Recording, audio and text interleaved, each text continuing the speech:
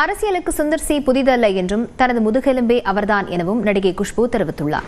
News 18 Tamil Nadu தொலைக்காட்சிக்கு பிரத்யேக பேட்டியளித்த அவர் சட்டமன்ற தேர்தலில் தான் ஏன் போட்டியிடவில்லை என்றும் விளக்கமளித்தார். முதல் முறையா சுந்தர் சி சார் நேரடி அரசியல் களத்துல இறங்குறாரு, எப்படி ஃபீல் பண்றீங்க? சந்தோஷமா இருக்கு. ஒரு மனைவிங்கிறது முறையில ரொம்ப சந்தோஷமா இருக்கு. அண்ட் அவர் தான் ஃபர்ஸ்ட் டைம் நீங்க எல்லாரும் சொல்லிட்டு இருக்கீங்க. ஆனா நான் எப்பவுமே சொல்றேன், என்னுடைய பேக் போன் அவர் தான். ஸோ கர்த்தா எல்லாமே அவர் தான். ஸோ அவருக்கு சில பேர் நினைக்கலாம் அரசியல் பத்தி அவருக்கு என்ன தெரியும். ஆனா களத்துல இறங்கினதுக்கு அப்புறம் தான் எல்லாருக்கும் புரிய வரும் அரசியலும் வரலாறும் எந்த வகையில அவருக்கு ஒரு ஃபிங்கர் டிப்ஸ்ல இருக்கு, அது அவங்களுக்கு தெரிய வரும்.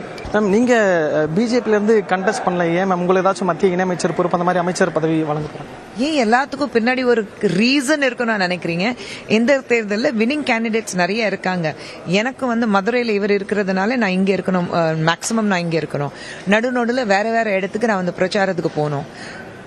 எனக்கு ஒரு தொகுதி கொடுத்தாங்கன்னா அந்த தொகுதியில் தான் நான் ஸ்டக் ஆயிடுவேன். நான் எந்த வேலையும் பார்க்க முடியாது.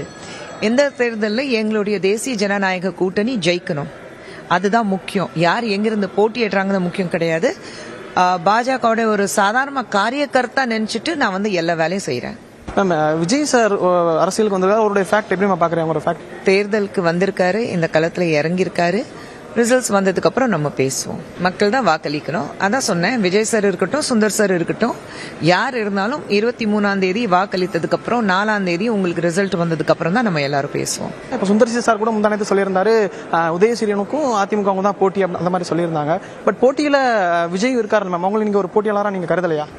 புதுசா வந்திருக்காரு இல்லைங்க, நீங்க அவருடைய பாப்புலாரிட்டி வச்சுதான் அவர் ஒரு ட்ரையாங்கிள் மாதிரி பாக்குறீங்க. ஆனா களத்துல பாத்தீங்கன்னா மேக்சிமம் உங்களுக்கு அதிமுக திமுக தானே இருக்கு. ஸோ இந்த மாதிரி பார்க்கும்போது அந்த தேசிய ஜனநாயக கூட்டணி திமுக அந்த போட்டி தான் நான் பாக்குறேன்.